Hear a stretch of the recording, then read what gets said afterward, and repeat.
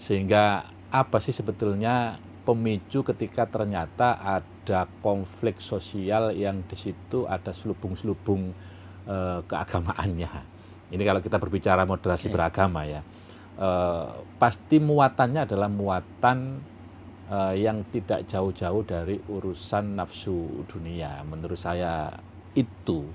Jadi misalnya penguasaan atas sektor-sektor ekonomi tertentu.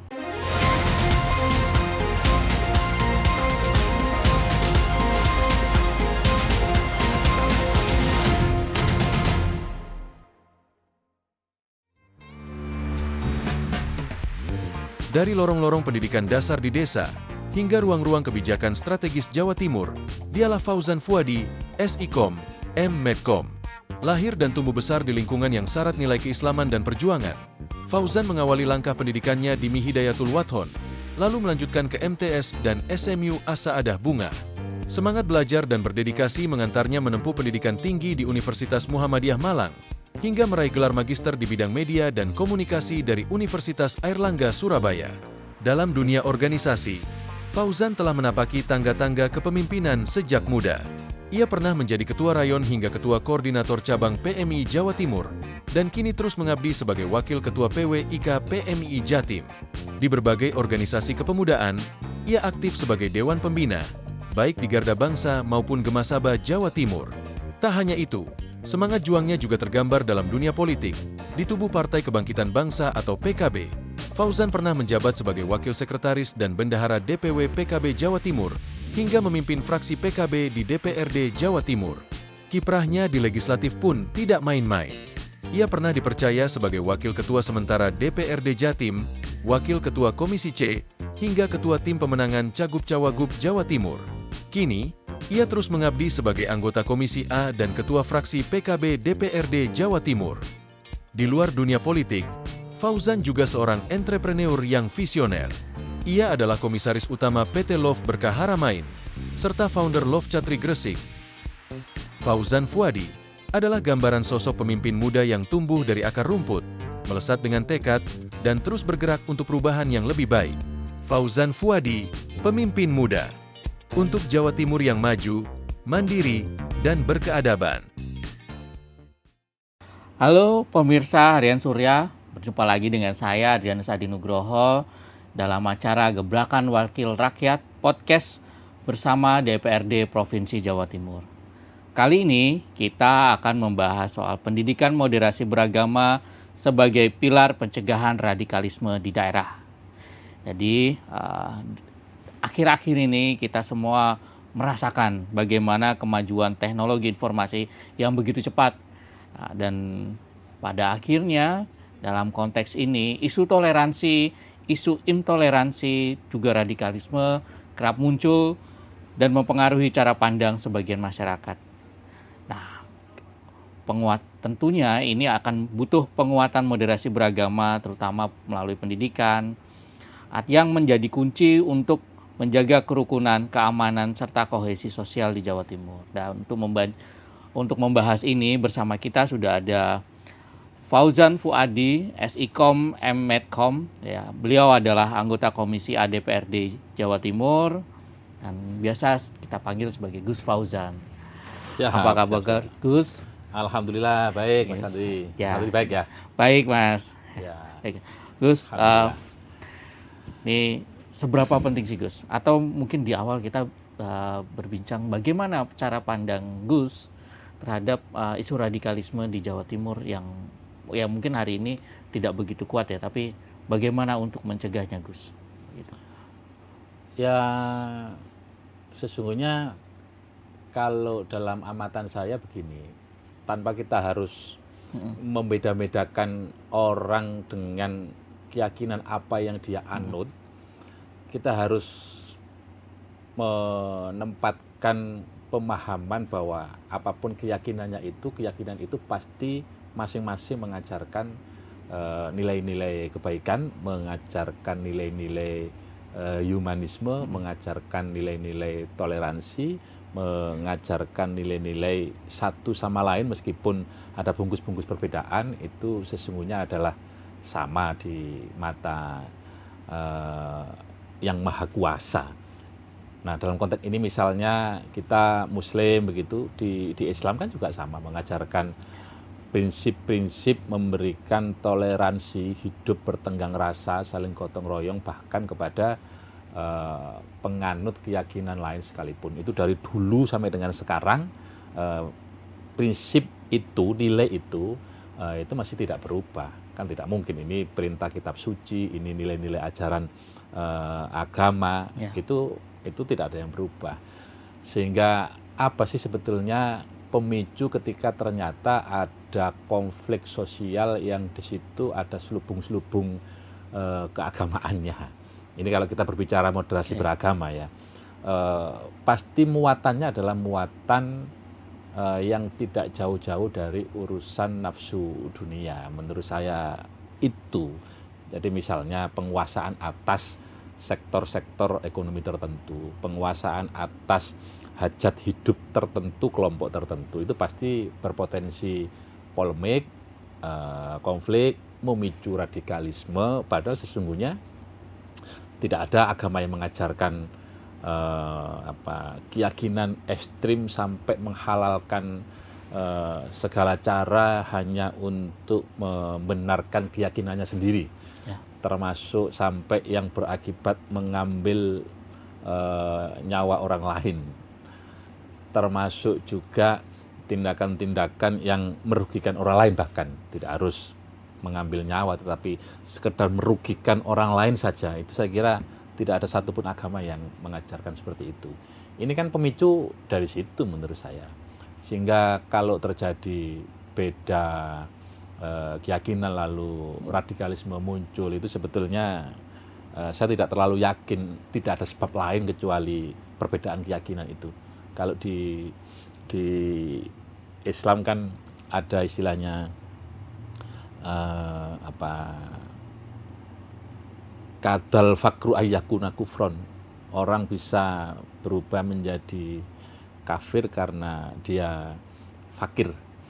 Nah, kafir dalam pengertian di sini itu bukan kafir orang yang pokoknya tidak sama keyakinannya dengan kita itu kafir, bukan.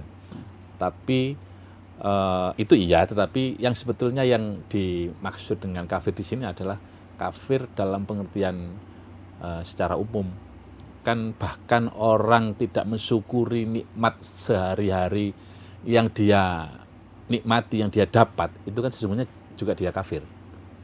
Nah, kalau luas seperti itu pengertiannya, maka kita bisa juga ambil kesimpulan, meskipun ini harus diuji dengan kajian yang lebih detail, yang lebih dalam, bahwa ada persoalan ekonomi. Perut itu kan urusan ekonomi ya.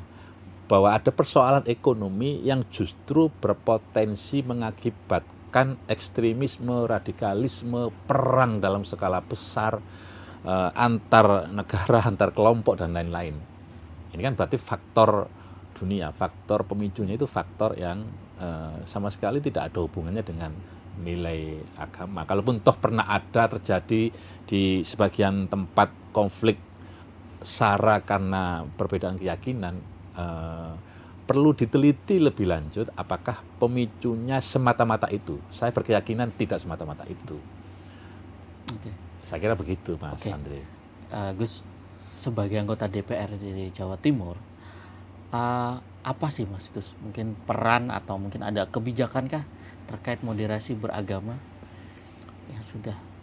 Kalau leading sektornya pasti ada Bagas Bangpol ya teman-teman, yang kebetulan bermitra dengan kami di Komisi A, Badan Kesatuan Bangsa dan Politik, itu seluruh programnya berorientasi bagaimana membangkitkan kembali wawasan kebangsaan di kalangan-kalangan yang hari ini pemahaman dan pengamalannya mulai luntur, termasuk juga memberikan edukasi secara menyeluruh, secara maksimal terhadap kelompok-kelompok rentan yang berpotensi memicu menjadi penyebab dari persoalan sosial di tengah-tengah masyarakat, agar walaupun kita aneka ragam, walaupun kita heterogen secara sosial, suku, agamanya, bahasanya dan macam-macam itu, tetapi kita tetap dalam kerangka negara kesatuan Republik Indonesia. Jadi perbedaannya jangan menjadikan pemicu persoalan sosial, tetapi justru perbedaan itu mari ditempatkan sebagai kekayaan untuk produktif. Peran serta kita di tengah-tengah masyarakat apa, perbedaan itu hendaknya menjadi faktor pendorong untuk semakin menguatkan bahwa keberagamaan di tengah-tengah masyarakat itu adalah sesuatu yang fitrah, sesuatu yang pasti ada, tinggal bagaimana kita menyikapinya.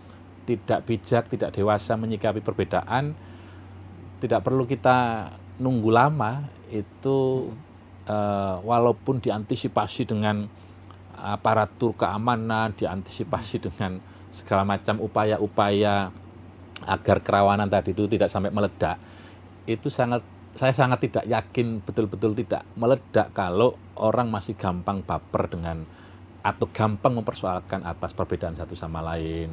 Kemudian prinsip-prinsip toleransinya satu sama lain tidak dijaga, dikembangkan dengan baik. Apalagi seperti yang Mas Andri singgung tadi, di tengah-tengah era di mana kecanggihan teknologi informasi dan komunikasi, hoak begitu rupa, karya-karya teknologi yang kemudian menjadi post-truth hari ini, padahal dia jauh dari nilai-nilai objektivitas sebagai fakta aslinya, tetapi ketika dia diproduksi terus-menerus, dia bisa menjadi pemahaman pembenaran, menjadi post-truth tadi itu, sehingga oleh sebagian masyarakat kita yang SDM-nya bermacam-macam itu, kualitasnya macam-macam itu dipercaya sebagai sebuah kebenaran baru. Untung kalau hanya merespon dengan pasif, tapi kalau kemudian meresponnya dengan tindakan-tindakan yang tidak perlu, akhirnya gampang dipicu, diledakkan oleh provokasi-provokasi yang semestinya masih bisa diantisipasi, akhirnya ya sangat mungkin itu kejadian. Bisa kok duduk bersama kita yang beraneka ragam ini di tengah-tengah masyarakat. Walaupun belakangan perbedaan itu tidak hanya antar kelompok atau antar warga, antar orang yang berbeda keyakinan, bahkan masih pada satu keyakinan yang sama sekalipun itu loh. Kalau memang perbedaan itu dicari-cari untuk konflik, ya pasti akan ketemu juga. Dulu-dulu, misalnya ketika rame-ramenya NU dan Muhammadiyah, kan seperti kayak kalau yang satu tahlil, yang satu tidak tahlil, yang satu kunutan subuhnya, yang satu tidak kunutan subuhnya, karena dicari-cari perbedaannya ya ini gampang disusupi, gampang dipicu oleh peristiwa di luar ini sebetulnya, di luar substansi perbedaannya sebetulnya, tetapi kemudian meledak menjadi sebuah persoalan. Itu kan sangat mungkin terjadi. Belakangan misalnya rame-rame soal Pak Alwi, soal Habib, isu pribumi dan pribumi. Kalau saya sebetulnya yang seperti itu tidak relevan sama sekali. Bangsa Indonesia ini dibangun dengan spirit perbedaan yang disatukan, dan akhirnya kita sekian waktu merasakan nikmatnya kemerdekaan, karena pra-kemerdekaan aneka anak bangsa yang berbeda-beda itu mengikat diri dalam sebuah komitmen, ada Sumpah Pemuda, ada deklarasi-deklarasi yang kemudian menjadikan Indonesia yang sangat majemuk ini mengikat diri dalam kesepakatan atau kontrak sosial di bawah Pancasila misalnya ya. Lalu kesepakatan bahwa Indonesia ini bukan negara apa istilahnya khilafah, bukan negara agama tertentu, tetapi negara yang menjamin kemajemukan, negara kesatuan Republik Indonesia. Bhinneka Tunggal Ika, berbeda-beda tetapi tetap satu jua. Oke, Gus, tadi ada yang menarik dari pernyataan Gus, keberagaman dan keberagamaan. Gus, menurut Gus, atau mungkin dalam ada pandangan lain terkait kebijakan juga, apakah atau gini pertanyaannya, apa dari mana nih seseorang atau masyarakat Jawa Timur itu diajarkan untuk memahami keberagaman dan keberagamaan itu sejak kapan nih Gus? Apakah harus mulai sekolah atau mungkin berlanjut nih Gus? Dan apa ini nih program dari Bagas Bangpol mungkin atau mungkin dari anggota DPRD Jawa Timur untuk menekankan dua hal ini Gus? Jadi kita patut bersyukur karena kita sebagai bangsa Indonesia punya modal sangat kuat, sangat besar karena kita dari sisi teritorinya saja, dari sisi geografisnya itu sudah membuat terjadinya perbedaan antara satu komunitas yang mendiami tempat tertentu dengan komunitas tertentu di tempat lain yang mendiami wilayah tertentu itu juga. Itu kan pasti karena ini negara kepulauan ya.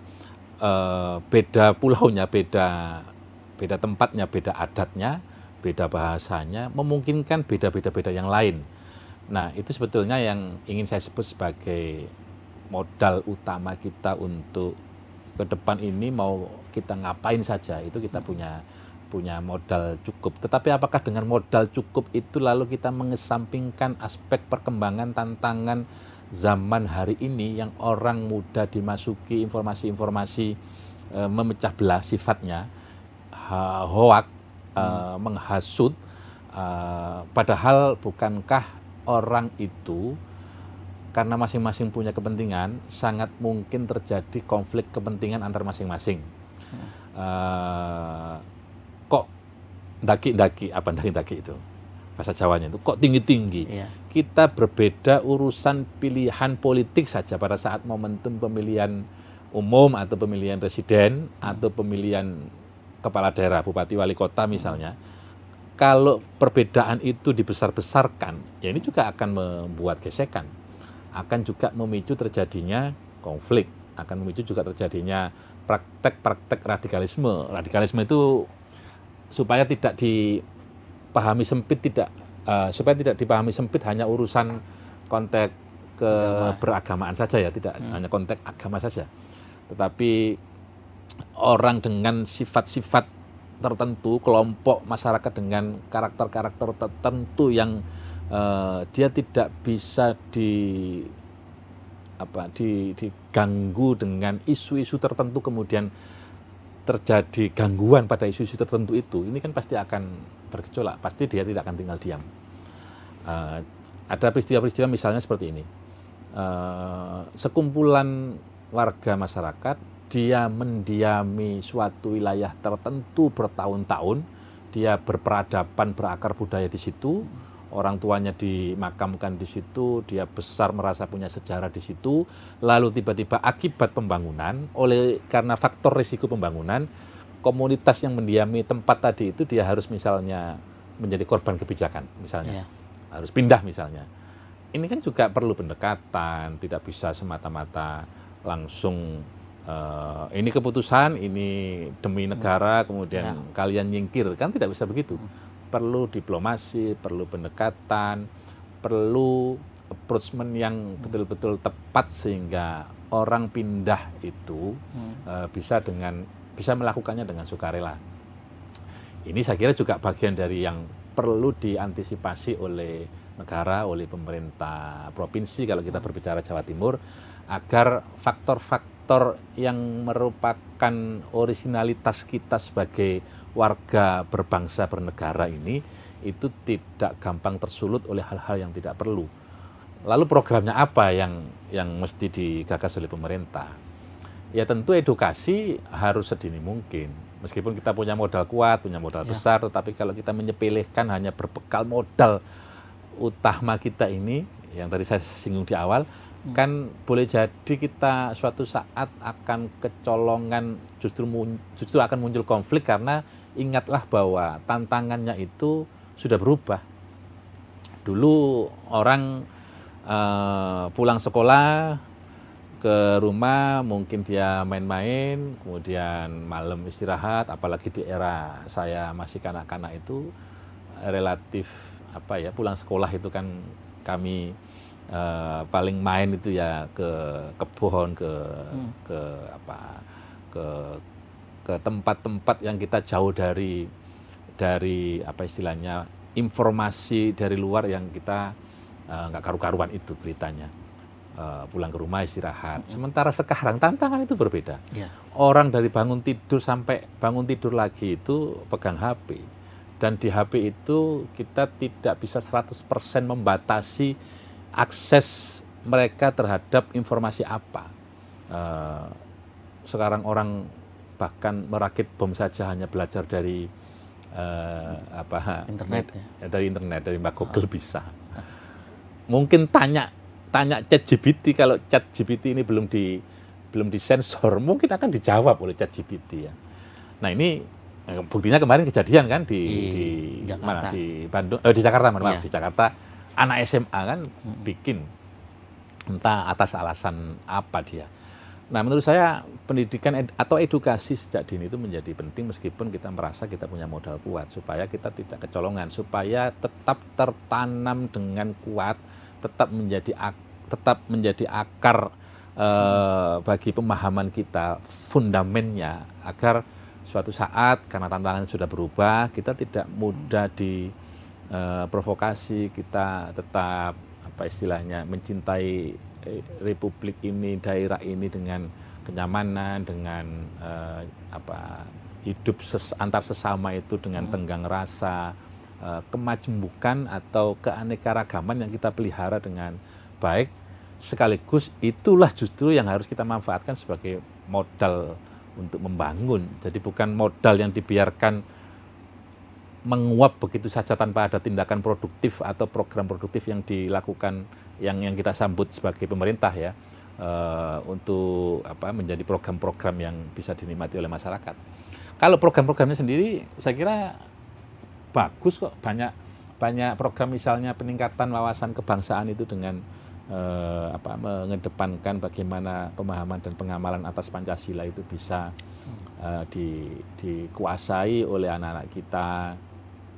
Saya kemarin baru pulang dari Dapil, dari Bojonegoro, kebetulan bersama-sama dengan Bakes Bangpol Provinsi Jawa Timur melaksanakan kenduri kebinekaan.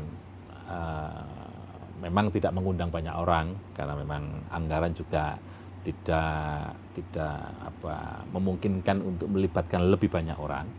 Tetapi substansi dari program itu digagas adalah supaya setelah itu resonansinya bisa menyebar luas ke mana-mana melalui tentu kembali dengan memanfaatkan sosial media, dengan memanfaatkan teknologi komunikasi hari ini. Karena mengandalkan program ini pasti tidak mungkin, Mas Andri. Fiskal kita apalagi dari waktu ke waktu semakin mengalami penurunan ya. Kalau dengan hanya mengandalkan program, apalagi Bakes Bank itu sepengamatan saya hampir tidak pernah mendapatkan alokasi anggaran cukup untuk leluasa merencanakan program-programnya. Sehingga ya mau tidak mau dengan anggaran yang terbatas itu, cetuskanlah, carilah program yang tepat sasaran, meskipun tidak bisa menjangkau semua kalangan, tetapi program itu hendaknya bisa memberikan resonansi luas. Kan ini kita berbicara substansi gitu. Kalau kemasan bisa macam-macam lah. Kemah bersama lintas iman lah, supaya juga ini tidak hanya menjadi tanggungannya FKUB. Nah, ini tugas memberantas radikalisme, moderasi beragama, ini tugas kita bersama. Tugas kita bersama, oke. Gus, ini juga Gus, nilai-nilai apa sih Gus yang diharapkan dari para pemuda di Jawa Timur itu terhadap moderasi beragama atau wawasan kebangsaan nih Gus? Nilai-nilai yang diperkuat itu apa aja sih Gus? Ya kalau saya karena besar tumbuh di NU, sekali lagi saya mensyukuri karena di NU itu kita sedari kecil sudah diajari prinsip-prinsip keberimbangan sosial, at-tawazun, diajari prinsip-prinsip at-tawassut atau menjadi penengah atas misalnya situasi di tengah-tengah masyarakat yang ketika kita harus menempatkan diri. Ini kan moderat, istilah populernya kan itu sebetulnya. Eh, lalu dari nilai-nilai itu apa yang bisa kita elaborasi untuk supaya juga menjadi pelajaran bagi komunitas di luar kami, mohon maaf, Ya. atau organisasi atau apa ya, karena saya ini NU ya, maksudnya di luar komunitas NU begitu, agar mereka juga punya pemahaman, cara pandang, nilai-nilai yang sama dengan apa yang kita berusaha kembangkan keluar itu. Ya saya kira ya kalau kalau apa kita coba gali dari nilai-nilai pada 5 sila pada Pancasila itu kan juga sebetulnya sudah sangat-sangat cukup, lebih dari cukup, karena Pancasila itu dihasilkan dengan permenungan panjang, kontemplasi, refleksi atas situasi masyarakat kita pada masa awal kemerdekaan dulu. Jadi saya kok meyakini dengan pengamalan dan penghayatan yang paripurna atas Pancasila ini saja, itu nilai-nilai yang bisa kita sampaikan kepada anak-anak muda itu bisa berdampak pada pembangunan yang dikerjakan oleh pemerintah itu bisa berjalan dengan baik, dengan lancar. Sebab kan harus juga kita tahu bahwa hari ini itu pengamalan dan pemahaman atas Pancasila ini sudah mulai luntur di anak-anak muda kita. Karena memang tantangannya beda, serbuannya berbeda. Dulu kalau kita kecil kan mungkin kita masih mengalami pendidikan, saya dulu itu PMP istilahnya, pendidikan moral Pancasila. Ya isinya kan belajar Pancasila, belajar apa itu.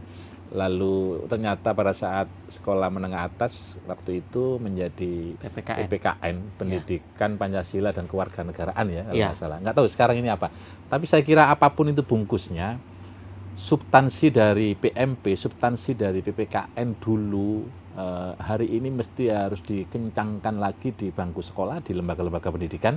Tetapi pada saat yang sama pemerintah juga tidak boleh bertinggal diam, berpangku tangan, tetapi juga harus merumuskan serangkaian program kerja yang juga menyasar urusan ini. Urusan ini kan karena dipandang tidak langsung mendapatkan tepuk tangan dari masyarakat. Pemimpin itu kan ya bagaimanapun butuh apresiasi ya, butuh tepuk tangan. Coba programnya kalau hanya melulu ini, kan orang juga nggak akan ada yang istilahnya memberikan apresiasi lebih ya. Tetapi ini jangan ditinggalkan, ini sebetulnya justru pundamen. Bagaimana kita membangun dengan enak, dengan dengan lancar, sementara masyarakat kita terpecah belah, gampang terpecah belah misalnya ya, kan nggak mungkin. Itu persatuan Indonesia ya Gus ya, di Pancasila. Oke, Gus, ini Gus, tadi kan Gus sudah cerita soal Pancasila, terus sebelumnya lagi soal kenduri kebinekaan. Nah, apa sih Gus model-model ini di luar institusi pendidikan formal ya? Kalau di formal kan ada pelajaran Pancasila tadi. Nah, yang mungkin bisa digerakkan oleh pemerintah setempat atau mungkin diinisiasi oleh tokoh masyarakat, Gus. Selain kayak ya misalnya tadi kalau misalnya dari pemerintah kegiatan non formal kenduri cinta, ada model lain nggak Gus? Pendidikan model seperti ini Gus gitu, untuk wawasan kebangsaan, untuk mencegah radikalisme gitu Gus. Ya sebetulnya kalau pemerintah itu dari satu aspek saja, misalnya kita bicara ekonomi ya. Dari aspek pembangunan di sektor ekonomi itu dia tuntas dan betul-betul memberikan dampak nyata bagi masyarakat. Artinya rakyatnya ini semuanya kenyang gitu ya. Sejahtera begitu. Saya kira kok faktor-faktor pemicu di luaran urusan ekonomi ini, seberapapun itu besarnya ancamannya, dia akan mereda dengan sendirinya karena orang sudah tidak disibukkan oleh urusan ekonomi atau urusan domestiknya gitu. Kan misalnya soal kemiskinan ekstrim. di banyak tempat, termasuk di Jawa Timur juga data atau angka kemiskinan ekstrim masih tinggi. Orang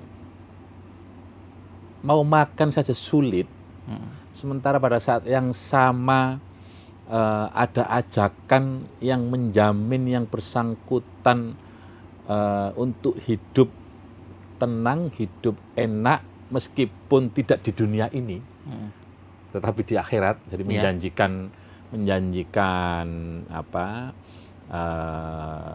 aspek-aspek non duniawi gitu ya. Ya faktanya terjadi kok, ada kok.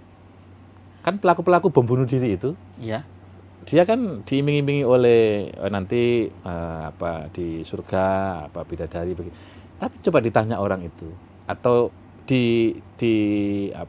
investigasi pelaku tadi itu kan yang bersangkutan itu selain penyesatan atau brainwash itu memang nyata, tetapi kan yang mendukung ini bisa berjalan dengan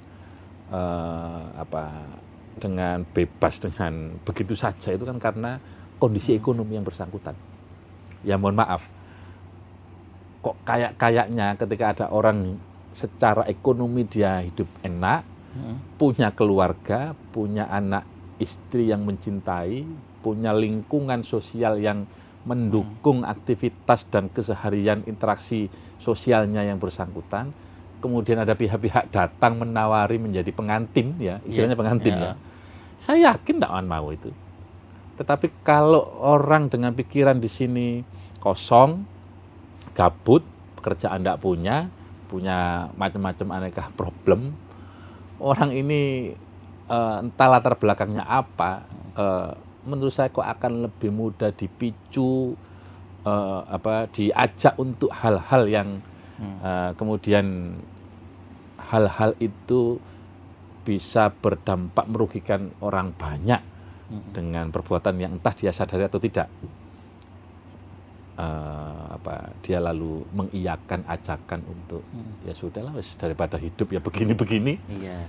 Kan bisa begitu gitu. Iya, betul. Wah, benar Gus. Nah Gus, mungkin ini Gus, apa sih Gus, maksudnya tadi kan kata kuncinya sebenarnya kan sejahtera tuh, ekonomi yang sejahtera. Nah, apa sih Gus yang tantangan misalnya yang perlu dilakukan pemerintah ya, atau mungkin masyarakatnya untuk mencegah itu? Apakah kita harus sejahtera dulu, atau mungkin ada hal lain yang mungkin bisa sambil berjalan sejahtera kita bisa mengembangkannya untuk mencegah infiltrasi itu Gus? Prioritasnya nih mana nih Gus sebenarnya? Itu Gus. Ya kan keadilan berarti. Keadilan itu menurut saya penting karena orang pasti akan bisa hidup berdampingan ketika pemilik policy itu dia bisa menjamin keadilan dari semua aspek di masyarakat yang dipimpinnya. Jadi kita berbicara konflik secara umum saja. Iya. Orang menjadi kepala desa ketika dia tidak bertindak adil pada saat membagikan bantuan sosial, itu kalau konflik atau potensi riak-riak orang yang nggak terima karena dia mestinya merasa dia yang lebih berhak, tetapi kenapa bantuan itu justru dinikmati oleh orang-orang tertentu yang terindikasi nepo, terindikasi secara ukuran sosial dia tidak layak mendapat bantuan, tetapi dia mendapat bantuan, ini kan pasti akan juga memicu terjadinya persoalan kan, memicu terjadinya konflik. Jadi kesenjangan yang tidak ditengahi oleh kebijakan pemerintah yang adil, yang proporsional, ini hemat saya akan berpotensi menjadi gejolak yang lebih besar. Ini baru di level desa, di level yang lebih luas, misalnya dalam sebuah kabupaten yang di situ kemajemukannya relatif lebih gampang dibaca, gampang dilihat. Ada orang yang kebetulan secara secara etnis berbeda, secara keyakinan agamanya berbeda, sama-sama di suatu tempat, tetapi ada diskriminasi perlakuan kebijakan oleh pemerintah kepada kelompok tertentu, ini kan pasti di sini nggak akan terima kan? Iya, benar. Apakah saya didiskriminasi ini hanya gara-gara saya berbeda agamanya? Gitu. Kan bisa begitu. Atau apakah saya didiskriminasi ini oleh faktor-faktor penyebab yang lain? Kalau dia merasa tidak ketemu faktor-faktor penyebab yang lainnya, pasti dia akan kembali berkesimpulan, wah ini berarti hanya betul-betul karena saya beda dengan penguasa yang sedang berkuasa sekarang dari sisi imannya, dari sisi keyakinannya. Nah ini kalau kembali kepada yang Mas Andi tadi tanyakan itu, sebetulnya ya yang penting pemerintah itu menjalankan tugas dan kewajibannya itu sesuai dengan sumpah jabatannya, otomatis dia akan bersikap adil. Ya. Otomatis dia tidak akan pilih-pilih programnya itu hanya untuk pendukungnya saja, sementara yang bukan pendukungnya diabaikan, kan namanya keadilan. Dia harus memikirkan semua masyarakat atau rakyat yang dipimpinnya. Apakah itu kebijakan yang implikasinya adalah infrastruktur, apakah itu kebijakan yang implikasinya adalah perbaikan derajat ekonomi warganya, atau kebijakan-kebijakan lain yang di situ memungkinkan terjadi kesetaraan. Saya ambil contoh misalnya di suatu tempat ada kelompok minoritas. Ini sama-sama satu akidah sebetulnya, tapi wisdomnya berbeda masing-masing ini. Jadi yang satu itu memuliakan tokoh atau gurunya yang sudah meninggal, sementara yang lain itu kebetulan tidak begitu atau punya pemahaman yang agak berbeda karena dia kurang begitu memuliakan tokoh atau gurunya yang sudah meninggal. Jadi mungkin dia di desa A, di desa itu dia minoritas. Tetapi kalau sudah berbicara kecamatan, sudah berbicara kabupaten, dia tidak lagi minoritas loh ini. Kan ada yang model begitu. Ya. Dia di desa itu memang minoritas. Tapi ketika sekupnya kecamatan, sekupnya kabupaten, dia tidak lagi minoritas. Di desa itu karena dia minoritas, sementara dia mengamalkan tradisi atau budaya yang bertentangan dengan budaya dan tradisi mayoritas di desa itu, kalau kemudian tidak ditengahi, ini kan bisa memicu persoalan di desa itu. Lalu kemudian kalau isu atau berita kisruh atau konflik di desa tersebut meluas, terdengar beritanya keluar, ini yang minoritas kan tidak lagi menjadi mayoritas. Jadi akhirnya kalau kesetaraan dan bibit-bibit perpecahan di suatu tempat itu tidak cepat diantisipasi, dinetralisir dengan pendekatan yang tepat. Pendekatan yang tepat itu apa? Misalnya semua tokoh-tokohnya diajak duduk bareng, lalu nilai-nilai dan tradisi-tradisi yang lama yang hari ini mulai luntur dan ditinggalkan oleh sebagian kita. Misalnya tradisi di kampung itu ada gotong royong, ada kerja bakti. Ini kan bukan soal bungkusnya, bukan soal kerja baktinya. Ada orang meninggal, semua keluar bareng-bareng ikut memakamkan. Ini juga bagian dari tindakan-tindakan sederhana yang kemudian memperkuat adanya solidaritas. Kalau orang sudah solidaritas tinggi itu, kok saya yakin lupa dengan perbedaan antara dirinya dengan yang lain itu. Lebih kuat perasaan emosionalnya, lebih kuat perasaan sosialnya ketimbang sering-sering mengedepankan perbedaannya. Ini kan pasti akan mengubur perbedaan dan mengangkat persamaan-persamaannya. Pasti akan rukun kalau begitu. Kompak, berarti gitu. Ya kembali lagi ke nilai-nilai Pancasila tadi. Iya, nilai sekali dasar lagi kan akhirnya kembali ke situ. Semuanya tinggal digali saja kan, lengkap sudah. Di Pancasila. Nilainya ada di situ, normanya semua ada di situ. Ini semua menarik nih Gus, kita obrolan kita dari yang masalah radikalisme agama ternyata meluas. Ternyata radikalisme tidak hanya agama nih Gus. Iya. Ya, Gus mungkin ada yang mau disampaikan Gus terkait tema kita hari ini Gus? Ya, dalam diskusi tentang dengan tema moderasi beragama ya, Ya, saya menghimbau kepada semua masyarakat, utamanya masyarakat Jawa Timur, mari kita membangun bersama-sama Jawa Timur ini dengan mengedepankan spirit persamaan. Jadi jangan besar-besarkan perbedaannya, tetapi besarkanlah titik temu atau persamaan antara kita.